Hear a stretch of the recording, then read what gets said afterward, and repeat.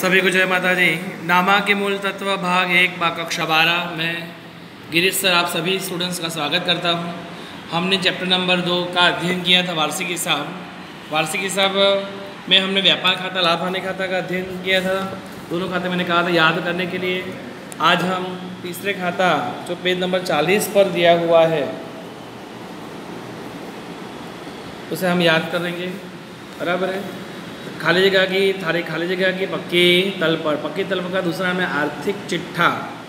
इसके दो पक्ष है पूंजी दायित्व रकम रुपये, संपत्ति लेना रकम रुपये। फर्स्ट ऑफ ऑल संपत्ति लेना पक्ष याद करते हैं। उसमें सबसे पहला बिन चालू संपत्तियाँ। बिन चालू संपत्ति में दो संपत्तियाँ आती है, स्थायी संपत्ति और चालू संपत्ति। कौन सी संपत्ति आएगी? बिन चालू संपत्ति और चालू संपत्ति। अब सबसे पहले बिन चालू संपत्ति में क्या है? स्थायी संपत्ति। कौन संपत्ति है? स्थायी। स्थायी संपत्ति में भी दो बात होगी, दृश्य और अदृश्य। दृश्य माने जिसे देख सकते हैं, जैसे कि जमीन, मकान, पटे रखी संपत्ति, वाहन, यंत्र, फर्नीचर। अदृश्य में पेटेंट, ट्रेडमार्क्स, कॉपीराइट्स क्या आती है? अदृश्य ध्यान रखने का। अदृश्य प्रॉपर्टी कौन सी है? पेटेंट, ट्रेडमार्क्स, कॉपीराइट और ख्याति।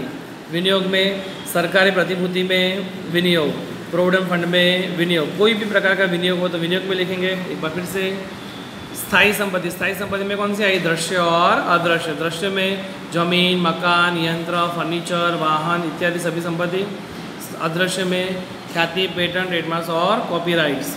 विनियोग में सभी प्रकार के विनियोग। अन्य बिन चालू संपत्ति में ध्यान रखने का प्रसारित महसूली खर्च होने के बावजूद संपत्ति में आता है। प्रसारित खर्च इसलिए यहाँ पे आएगा।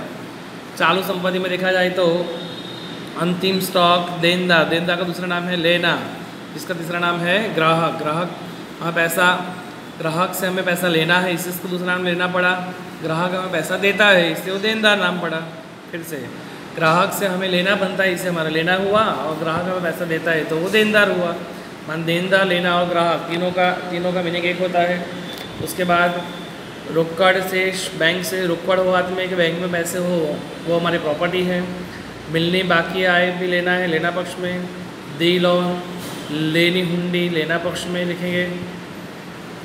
पेशगी चुकाया खर्च, जिसे हम अग्रिम चुकाया खर्च भी कहते हैं। पेशगी चुकाया खर्च को क्या कहते हैं? अग्रिम चुकाया खर्च।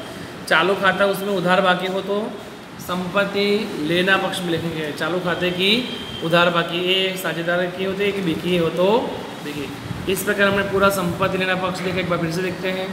बिन चालू संपत्ति जिसके अंदर स्थायी संपत्ति। स्थायी संपत्ति में जमीन, मकान, पटे रखी संपत्ति, वाहन, यंत्र, फर्नीचर। अदृश्य के अंदर ख्याति, पेटेंट, ट्रेडमार्क्स, कॉपीराइट्स। विनियोग में किसी भी प्रकार का विनियोग। अन्य प्रसारित महसूली खर्च यहाँ पे आएगा। चालू संपत्ति में अंतिम स्टॉक, देनदार, रोकड़ से, बैंक से। मिलनी बाकी आय लेना है। दी लोन हो तो पैसा लेना बनता है। लेनी हुंडी लेना ही है। पेशगी चुका, एडवांस में कोई खर्च चुका है तो लेना है, लेना पक्ष में। चालू खाते की उधार बाकी हो तो उधार में लिखेंगे। अब हम देखते हैं पूंजी दायित्व। पूंजी दायित्व में फर्स्ट ऑफ ऑल पूंजी खाता ए और बी का जो भी हो। चालू खाते की से कौन सी रहेगी? जमा बाकी। जमा बाकी हो तो पूंजी दायित्व में, पर चालू खाते की उधार बाकी हो तो संपत्ति लेना में। आगे अनामत में कोई भी अनामत, सामान्य अनामत, पूंजी अनामत, अन्य अनामत। सामान्य अनामत, पूंजी अनामत या अन्य अनामत, कोई भी अनामत में लिखेंगे। बिन चालू जिम्मेदारियाँ, माने चालू जिम्मेदारी ना हो वो बिन चालू जिम्मेदारी है। फिर चालू जिम्मेदारी आती है।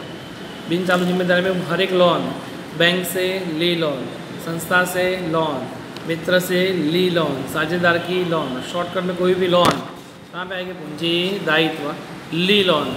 पर अगर दी लोन होती तो वो संपत्ति लेना में आती। चालू जिम्मेदारी देखते हैं। BOD, bank overdraft. लेनदार, लेनदार का दूसरा नाम है देना, तीसरा नाम है व्यापारी। जब व्यापारी से माल खरीदते हैं तो व्यापारी हमसे पैसा लेता है, इससे वो लेनदार हुआ रहा, और हमारा देना बनता है पैसे, इससे देना। तो क्या तीन नाम क्या हुए? लेनदार, देना या व्यापारी। देनी हुंडी दायित्व पक्ष में। अदद खर्च का मीनिंग है चुकाना बाकी खर्चा। चुकाना बाकी देना है तो पूंजी दायित्व। अग्रिम प्राप्त आवक, अग्रिम प्राप्त आय हमने अधिक ले ली है तो लौटाएंगे, देंगे पूंजी दायित्व में। कोई कर का प्रावधान, प्रोविडेंट फंड हो, अब लोन का ब्याज इत्यादि हम लिखेंगे पूंजी दायित्व। तो इस प्रकार सभी स्टूडेंट्स पक्की तलपट का पूरा नमूना नोटबुक में लिखें और उसे 3 से 4 बार याद करें, और पर्सनल में मुझे फ़ोटो खींच के सेंड करें। थैंक यू सभी को।